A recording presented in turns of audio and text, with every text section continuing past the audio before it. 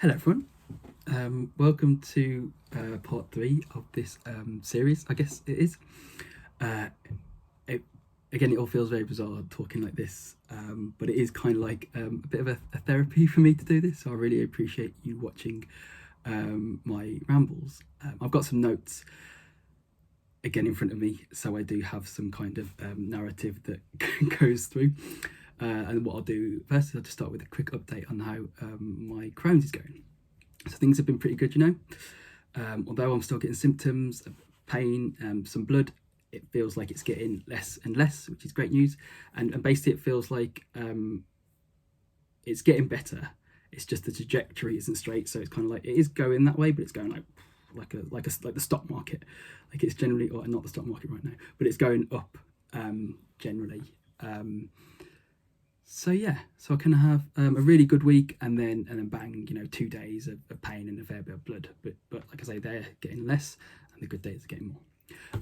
So I'm just super grateful for the time I'm having off to get better, and for the NHS and my IBD nurses for getting me on the road to recovery. The side effects of the meds are diminishing too. And the biggest problem I really have at the moment is pushing myself too hard. So last week, for example, I went on 3 long dog walks and drove in rush hour traffic for like an hour, which doesn't sound much, and it's really annoying to me right now that it is a lot, because man, like I could do that before, it's fine. But last week, like it literally killed me. by sort of Friday, I was out. So yeah, as I feel better, it is just about building up slowly and being patient, which are 2 things I'm terrible at. But learning to be better at, and be more compassionate towards myself, and in turn, actually, weirdly enough, it's helped me be more like compassionate and have more time for others. So it's all linked. And sorry, I did that, and then I wrote in my notes maybe David Brent was on to something, but then I started to do it and it just felt cringe. But there we go. So I ended the last video somewhat dramatically. I mean, it wasn't really dramatic at all, but I left it about this box and diving feet first into this mysterious box, a box of trauma, and that I kind of brutally forced myself to go back and confront some quite like dark stuff that I'd never quite processed and let go of. And just in case anyone may be triggered by like childhood trauma stuff or like alcoholism, I do touch upon those 2 things, so I don't know. You might not want to watch. I just don't want anyone to feel bad from watching this video. So of this like dark stuff, I'm going to give you an overview of this, mainly because I don't feel like it would do me or you any good to go over it in loads of detail. Firstly, honestly, we've been here all day. I've been talking about it through therapy and journaling and meditating for 2 years, and I'm still talking about it. Secondly, while I spent the last 2 and a bit years, as I say, processing this through my therapy and journaling and meditating, and just getting a better understanding of how I feel, so I can let it go. My thoughts and feelings about this are still quite amorphous. And I've written amorphous there, and now it sounds a bit wishy-washy. So like, what do I mean by that? What I mean is like they're like liquid and still forming. How I feel isn't defined. For example, my cat's just jumping up on the window. For example, how I felt 2 and a bit years ago when I could like barely acknowledge some of this stuff, let alone talk openly about it. That was very different to how I felt about it 6 months ago, which will be different to how I feel about it 6 months from now. And like that's okay. And I think that's how letting go of stuff works. It's not just like a black and white, like boom, I've let go of it. It's going to change. So how I feel's changed. So for this, going into detail as how I feel is defined, it just doesn't feel right, and it wouldn't feel authentic. So I'm not going to go into loads of detail, but the aim is to fully let go and be perfectly at ease with some of this stuff. So that's the aim, and that's where I want to get to. So here we go. When I opened the box, what I found was just a complete mess.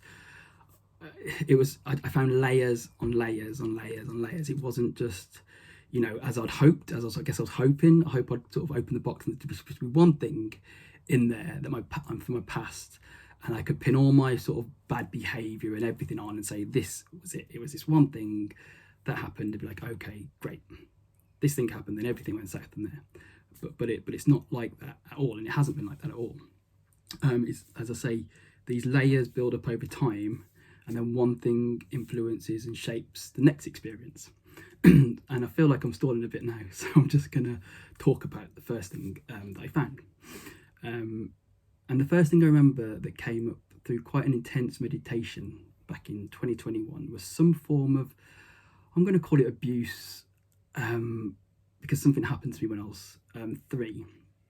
I'm reluctant to call it sexual abuse because there's plenty of details from it that I don't remember. But I'd always had a sense of, for as long as I could remember, I've always had a sense of that something bad and something scary happened to me when I was in nursery, like all my life. Yeah, just this sense, like no real details, just this kind of sense of unease. And then through meditating on it and sort of allowing my conscious sort of chatter brain to like be more quiet and allow some of my subconscious thoughts to rise up and have their say, some more like clearer details and sensations came up. And so what I remember is being in a toilet, and the toilet was off the staff room. There was a teacher with me, and I won't say his name, but he looked like Jimmy Greaves, the footballer. If you know him, I think he won the World Cup in 1966. I think he might be dead now too. And I remember his hands like on me, holding me tight, like too tight. And I remember his hands; they were like wrinkly and had like liver spots, is it, on them? His hands were big as well, and like just too powerful for me.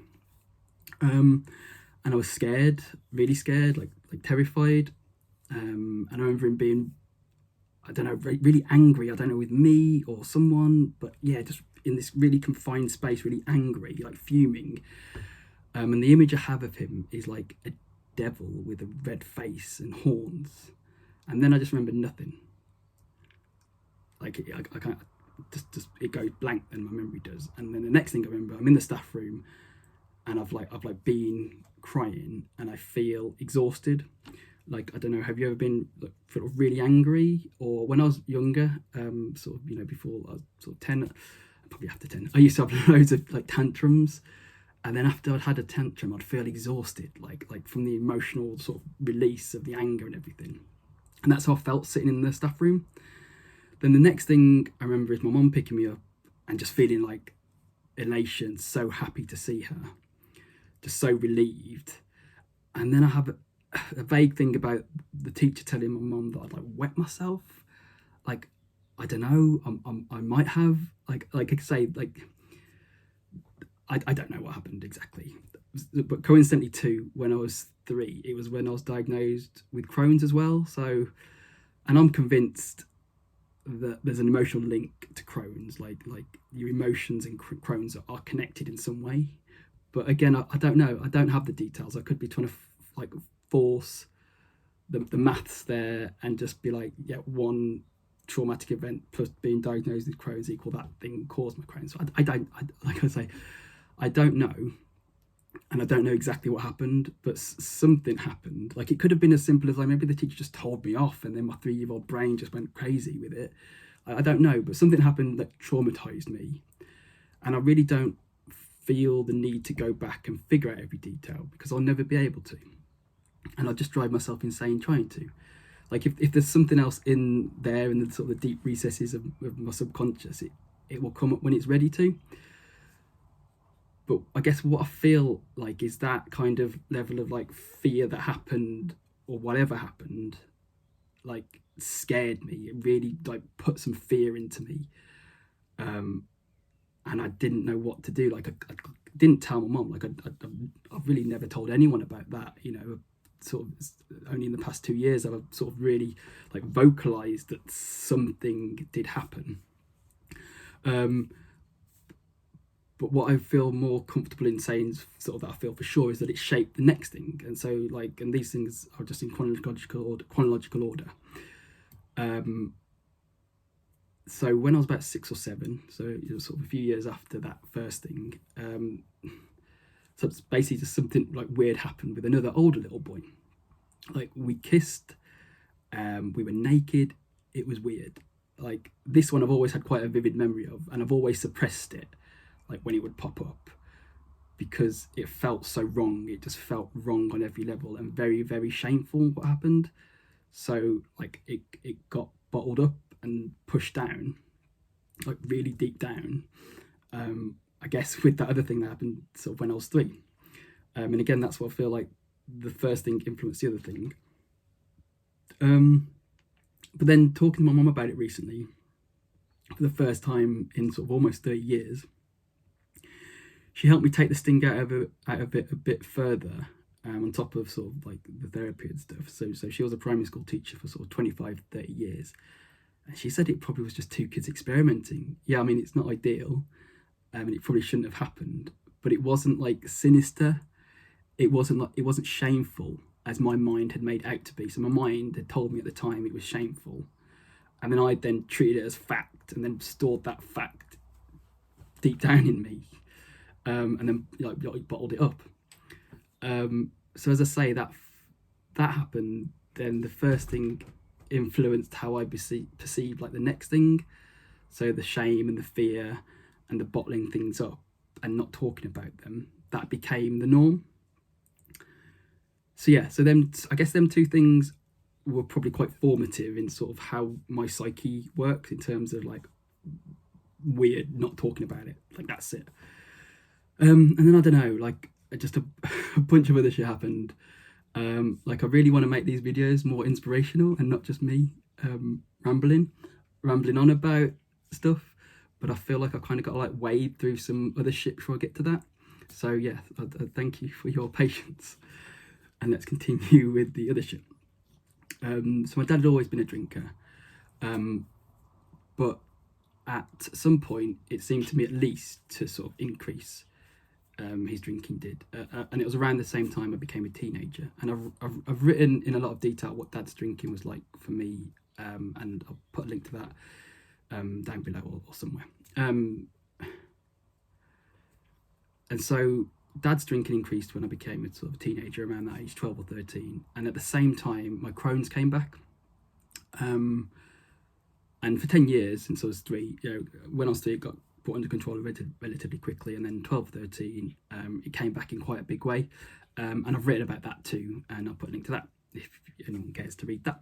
So I won't go into loads of detail. What I will say, so Crohn's really came back strong, and it really beat me down for sort of between sort of 12, 13 to 18. So real kind of important teenage years. And dad drank and came home drunk. Most weekends during that time, and sometimes in the week. And so basically from 12, 13 to 18, I was just sort of white knuckling it every day to get through. If my Crohn's wasn't giving me pain and making me feel tired and bleeding out my bum and all the horrible stuff of a Crohn's thing, and I didn't have my stoma then, so it was way worse than it has been with this flare up. So if Crohn's wasn't being an issue, dad was coming home drunk, and if dad wasn't coming home drunk, mum and dad were arguing about dad coming home drunk. So it was a tough time, and white knuckling it is the only way I can use to describe it. It was just getting through. And I think at that time as well, me and my brother had been really close, but as we got older and had different interests, he became a normal teenager, so we kind of went our different ways. I couldn't really talk about it with my friends. Dad had his own demons he was battling, and mum was really busy, essentially being a single mum raising 3 kids. So I just felt really alone then, like just super, super alone, and was just getting through each day. And like when I do think back to that kind of the teenage me, I got so much love for that little guy, because he had no idea what the fuck was going on. He was just getting through each day. He's just survival mode for 5 years, just getting through. And every day he just got up and gave it his all. Like that's what he did. Like honestly, like I feel like having some time off now, I'm like, God man, that little kid would have just got on with it. Like, so yeah, that resilience and that ability to power through. and not talk about shit, just like head down, survive, get through it. Like I don't know, man. Like I just feel a bit in awe of him. You know, that attitude wasn't always the most helpful later on in life, but I think like back then, I can honestly say it probably saved my life, because he went to some real dark places. I've spoke before about feeling suicidal in that time, and he just got through it. And yeah, so I got a lot of love for him and me, I guess, weirdly. Yeah. So then, and I promise this is over soon. Then when I was 18, Dad died suddenly of a heart attack. You know, sorry, you just couldn't make this up. Maybe you could make it up, I don't know. And again, I've written about that, so I won't go into loads of detail, but I guess needless to say, losing him so suddenly, you know, feeling a certain way about having him as my dad with alcohol problems, it just left me with like loads of unresolved feelings, like very, very sad, like distraught. I'd lost my dad. But also, if you've ever lived with someone who struggles with alcohol, you might understand the sense of peace when they're not around. So, you know, even now I miss my dad every day, but back then after he went, there was a sense of just peace that came with him not being in our lives. And that was, over the past 2 years especially, something I've really grappled with, coming to terms with how I feel about it. And again, like I've written about that, so I won't talk about it too much now. And so a few months after Dad died, I had surgery for my Crohn's.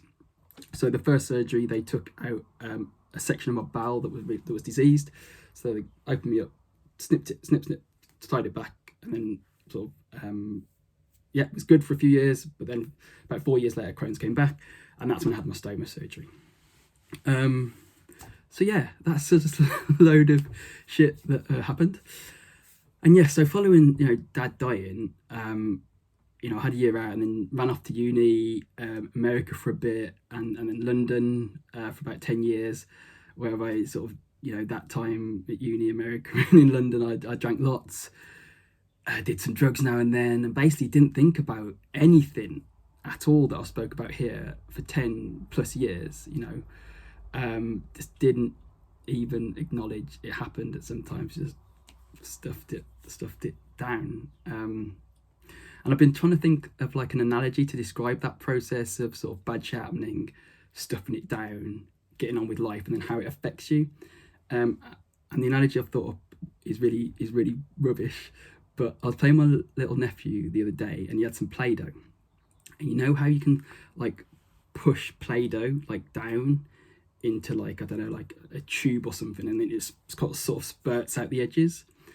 Like sometimes it'll come through the hole, but then sometimes it'll come through like little cracks and stuff, you know, the hole where it's meant to, or sometimes it just seep out of like the edges. And I guess that was essentially what happened to me with the stuff, with all this stuff that I spoke about. Like when I stuffed it down, I thought, oh, that's all right, that's fine.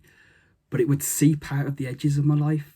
And like I say, the main one where it affected me, which I spoke about in the last video, was in relationships. So I'd go in really happy, but then these feelings of like shame and like being scared or whatever it was, or just powering through these things and these coping mechanisms and these like thoughts and feelings that were in me but I wasn't aware of, they would like creep out the edges and like become me.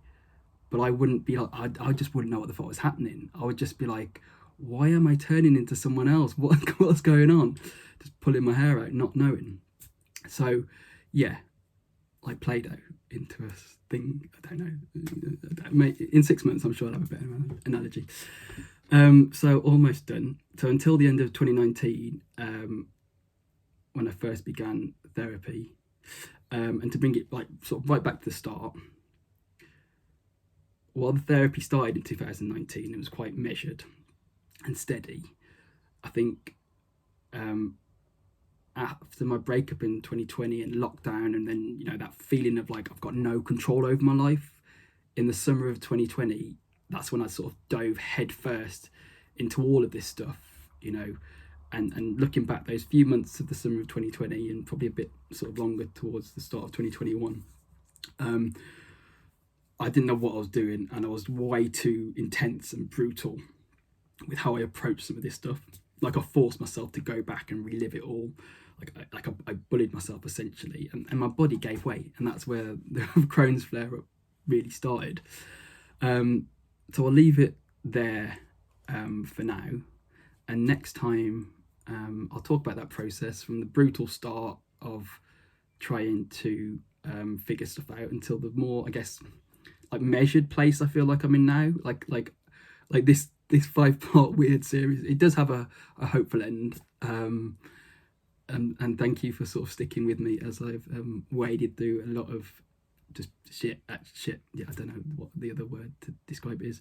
So yeah, next video is just about sort of the process I've been in over the past 2 years, from realizing I need to sort of shit out to where I am now. Cool. Thanks for listening.